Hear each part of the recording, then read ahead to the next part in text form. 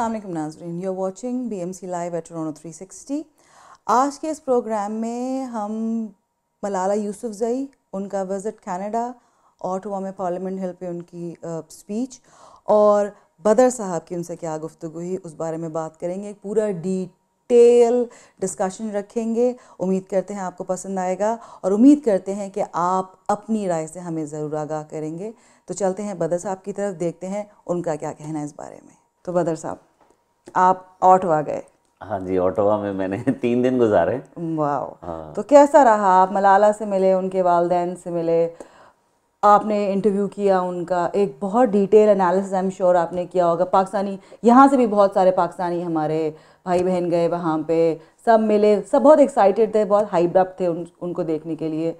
तो आपको क्या लगता है मलाला की, ऑफकोर्स जब आपने उनसे बात की तो आपने उनका पर्सनल एनालिसिस भी किया होगा, तो जितने रूमर्स हैं उनके बारे में, वो इंसान जब सुनता है अलग होता है, पर जब आप किसी से मिलते हैं तो आपका परसेप्शन चेंज होता है। फिर ऑफकोर्स आप उनके वालिदैन से भी मिलेंगे, तो आपका क्या परसेप्शन है उनके बारे में और ओवरऑल हमारी कम्युनिटी की एक्साइटमेंट के बारे में? सही। किरण साहब, बहुत अच्छा टूर रहा मेरा। मैं 1 दिन पहले ही चला गया था। अच्छा। मैं तो वैसे एयरपोर्ट पे भी गया था। अच्छा, जब अच्छा। मलाला ने एयरपोर्ट पे आना था, लेकिन वो चूंकि इतना प्राइवेट इवेंट था तो सिक्योरिटी मलाला की बहुत ज़्यादा थी। आपको याद होगा ये 2014 में कंजर्वेटिव की गवर्नमेंट थी, स्टीफन हार्पर साहब, जो उस दौर में उनकी सिटीजनशिप ऑनरेरी जो है वो मंजूर की गई थी। उस टाइम पर भी मलाला टोरंटो इधर ऑटवा में मौजूद थी अपने पेरेंट्स के साथ, लेकिन वो जो सेरेमनी थी वो इस वजह से कैंसिल करना पड़ी क्योंकि उसी दौरान पार्लियामेंट हिल ऑटवा में एक फायरिंग का वाकया हो गया था। एक सिक्योरिटी आर्मी पर्सोनल था, उनको शहीद कर दिया गया था। बहुत ही अफसोसनाक वाकया हुआ। तो उसके बाद सिक्योरिटी का ऐसा मामला था पार्लियामेंट हिल पे कि कंजर्वेटिव गवर्नमेंट ने उस प्रोग्राम को कैंसिल कर दिया और जो मलाला और उनके पेरेंट्स हैं उनको वापस जाना पड़ा। अजीब सी सिचुएशन थी उस वक्त। अब दोबारा लिबरल की गवर्नमेंट आई और उन्होंने ये डेट सेट की 12 अप्रैल, और मलाला जो 1 दिन पहले न्यूयॉर्क से आई। न्यूयॉर्क में आपको पता है कि यूएनओ ने उनको अमन का सफ़ीर मुकर्रर किया। वो बहुत बड़ा, वो भी प्राइड है। इतनी यंगेस्ट एज में यूएनओ किसी को इतने बड़े ओहदे के लिए मुंतखब करे, ये बड़ा अच्छी बात है। और अच्छी बात ये है कि वो पाकिस्तानी, बिल्कुल पाकिस्तानी लड़की है। लास्ट में जो आपने थोड़ा सा एक वो क्वेश्चन का वो हिस्सा कि लोग नेगेटिव भी हैं उसकी पर्सनैलिटी के, वो हम लास्ट में मैं बताऊंगा। सबसे पहले तो मैं बता दूं वहाँ हुआ क्या और मेरे व्यूज़ क्या हैं, मैंने मलाला से क्या गुफ्तगू, उसका जवाब क्या था, और ख़ास तौर पे जो उनके वालिद साहब ज़ियाउद्दीन साहब, उन्होंने मुझे क्या कहा। अच्छा। मैंने उन्हें क्या कहा, उन्होंने क्या कहा, वो भी एक इंटरेस्टिंग है। वो थोड़ा सा गुस्से वाला एलिमेंट था। अच्छा। वो मैं शेयर करना चाहूँगा कि वो क्या हुआ वाकया। तो मलाला जब एयरपोर्ट पे आई तो मैं एयरपोर्ट पे था। सलमा जाहिद जो हमारी पाकिस्तानी नज़ाद कनेडियन मेंबर ऑफ पार्लियामेंट है, वो वहाँ मौजूद थी। और उसके बाद high commissioner of Pakistan Tariq Azeem sahab वहाँ आए थे। लेकिन ये बिल्कुल प्राइवेट इवेंट था और मुझे जो वहाँ की सिक्योरिटी थी उन्होंने मुझे कह दिया था कि जी ये आप कैसे पहुँच गए यहाँ पे। बाकायदा तौर पे कुछ क्वेश्चन आंसर हुए क्योंकि हमारा स्टाइल थोड़ा सा पाकिस्तानी स्टाइल भी है जर्नलिज्म का, कि हमें नॉलेज हो जाए कि जी वो फलां पर्सनैलिटी आ जाती है तो हम पहुँच जाते हैं। लेकिन यहाँ कनाडा में जर्नलिज्म थोड़ा सा रूल्स एंड रेगुलेशंस भी हैं, सिक्योरिटी है।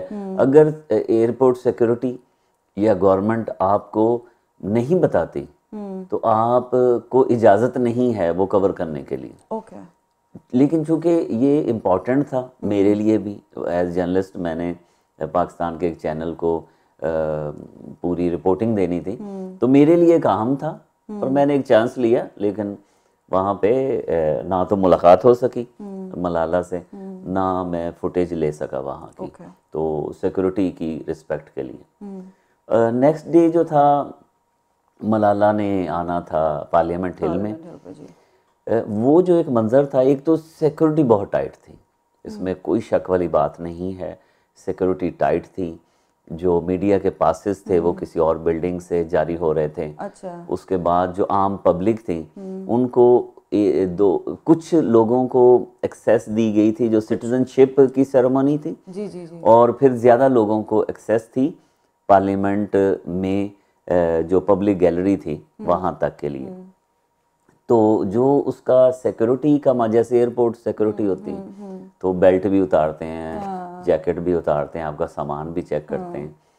जो नॉन मीडिया पर्सन्स थे उनको तो ट्राईपॉड या कोई कैमरा बड़ा वो भी ले जाने की इजाज़त नहीं थी। अच्छा, ओके। तो हमें चूँकि मीडिया हमारा एक्सेस पास था, तो हमें कुछ चीज़ें जो हम फुटेज बनाने के लिए या इस तरह की चीज़ें, वो हमें अलाउ था। अच्छा। कॉफ़ी भी अंदर नहीं जाने देते। अच्छा, आपको क्या लगता है क्यों था ऐसा? जो पिछला वाकया था उसकी हाँ, वजह एक तो से? वो वजह है। दूसरा मलाला की किरण साहबा जो अपनी सिक्योरिटी का मामला है, क्योंकि जो उनका बैकग्राउंड है वो भी वही है कि तालिबान ने क्यों हमला किया उस पर, क्योंकि वो गुल मकई के नाम से BBC उर्दू में राइटिंग करती थी, तहरीर करती थी, कॉलम लिखती थी एक आम फेक नाम से। तो वो तालिबान को वो पसंद नहीं था। जो आपका वो क्वेश्चन है, फिर मैं थोड़ा सा उसको डिले करूंगा। ये भी एक बड़ी बात थी कि ये एक बड़ा सवालिया निशान है कि जी मलाला को क्यों ज़्यादा इतनी रिस्पेक्ट दी जा रही है अमेरिका, कनाडा, अक़वाम मुत्तहिदा या पूरी दुनिया में। ये वही उसी सवाल का हिस्सा है जिसका हम बाद में बात करेंगे। सवाल और भी ऐड करूंगी, अभी आप मुझे सारे जवाब इकट्ठा ही दे दीजिए। वो ये है कि जब इतनी टाइट सिक्योरिटी है और फिर आप ये कह रहे हैं कि इंटरनेशनली ग्लोबली वो वुमेन एजुकेशन पे काम कर रही हैं, तो इतनी टाइट सिक्योरिटी होने के बाद वो काम कैसे कर रही हैं? चलें, ये भी एक सवाल है। अच्छा, जब प्राइम मिनिस्टर खुद बाहर गए मलाला को रिसीव करने के लिए, उसके बाद जो स्पीकर्स होते हैं पार्लियामेंट के, उनसे इंट्रोड्यूस करवाया गया। फिर मलाला ने जो ऑफिशियल बुक होती है उसमें अपने तसरात लिखे। उसके बाद सेरेमनी में गए। सेरेमनी का ये था कि सिटीजनशिप है ऑनरेरी। उस प्राइम मिनिस्टर ने भी ख़िताब किया, छोटी सी सेरेमनी थी, और मलाला ने भी वहाँ अपने ख्यालात का इजहार किया। तो एक सर्टिफिकेट और फिर कनाडा का जो फ्लैग है वो मलाला को प्राइम मिनिस्टर जस्टिन ट्रूडो ने दिया। जो ऑनरेरी सिटीजनशिप है, शायद लोगों के जहन में है कि वो कनाडा की सिटीजन बन गई। ऐसा नहीं है। ये ऑनर है किसी भी पर्सनैलिटी को। जब आप ऑनरेरी सिटीजनशिप देते हैं तो वो ऑनर है। जैसे डॉक्टरेट की किसी को ऑनरेरी डिग्री दे दी जाती है तो वो डॉक्टर नहीं लिखवा सकता, वो एक ऑनर है। ये बड़ी बड़ी यूनिवर्सिटीज दे देती हैं, मेडिकल यूनिवर्सिटी सिंबॉलिक होता है, एक सिंबॉलिक एक्ट है ये। जैसे एक मेडिकल इंस्टीट्यूशन ने मुझे डॉक्टरेट की डिग्री दे दी, डॉक्टर की, तो मैं इलाज करना नहीं शुरू कर दूंगा। ये इसको वीज़ा लेना पड़ेगा मलाला को। जब भी कनाडा आएंगी तो वो थ्रू प्रोसेस, जैसे आम लोग फॉरेनर जो हैं वीज़ा लेते हैं, उसको स्टैंप लगवाना पड़ेगा। उसके कोई राइट्स नहीं है एज कनेडियन, वोटिंग राइट्स नहीं, कोई और राइट्स भी नहीं। कोई किसी किस्म का जो कनाडा के सिटीजन को राइट्स हैं, हकूक हैं और फ़राइज़ भी हैं। कोई ना हकूक है ना फ़राइज़ हैं उसके। तो ये एक ऑनर है।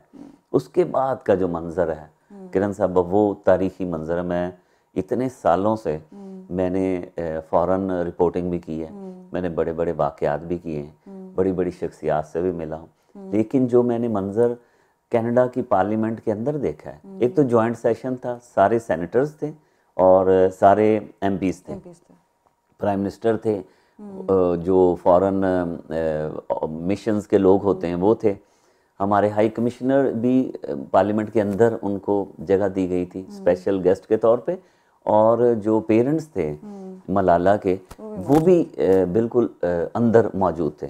तो जो प्राइम मिनिस्टर लेके आए हैं मलाला को, जब अनाउंसमेंट हुई कि जी मलाला जो हैं वो आ रही हैं, बिलीव नहीं किया जा सकता। ऐसा मंजर, एक पाकिस्तानी 19 साल की लड़की जिसका क्या बैकग्राउंड है, सवाई इस बैकग्राउंड के कि उसने चंद कॉलम लिखे हैं BBC में, तालिबान की ज़्यादती का शिकार हुई है, उसका अटैक हुआ है, उसकी एक गोली जो है वो पार कर गई है, और उसके बाद फिर उसका इलाज हुआ है। उस करेज में कमी नहीं आई, उसकी करेज में कमी नहीं है। उसने लड़कियों की एजुकेशन के लिए काम शुरू कर दिया, और वो पूरी दुनिया में उसका नाम आ गया, नोबेल प्राइज़ तक दिया गया। जी जी।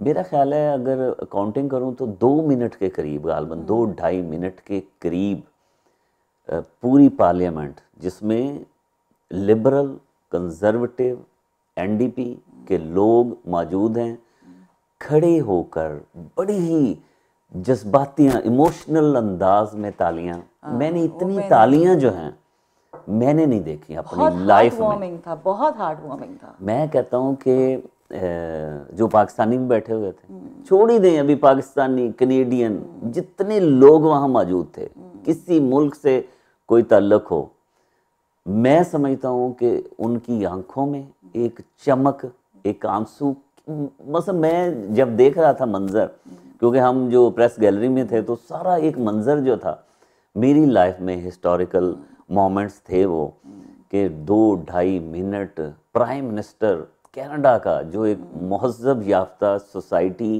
के वोटों से मुंतखब होने वाला एक प्राइम मिनिस्टर, एमपी, और कोई जमात नहीं है, कंजर्वेटिव है, लिबरल है, एनडीपी है, सभी लोग एक पाकिस्तानी लड़की के लिए खड़े होके मुसलसल तालियां बजा रहे हैं, मुसलसल। और मेरा ख्याल में है कि अगर प्राइम मिनिस्टर ना रुकते, क्योंकि प्रोसीडिंग भी शुरू होनी थी, तो अगर प्राइम मिनिस्टर ना रुकते तो ये तालियां मेरा ख्याल है कई मिनट और बजाई जा सकते। तो मैं समझता हूँ कि पाकिस्तान का एक प्राइड है, पाकिस्तान को फील करना चाहिए कि पाकिस्तान की भी तो इज्जत है ना।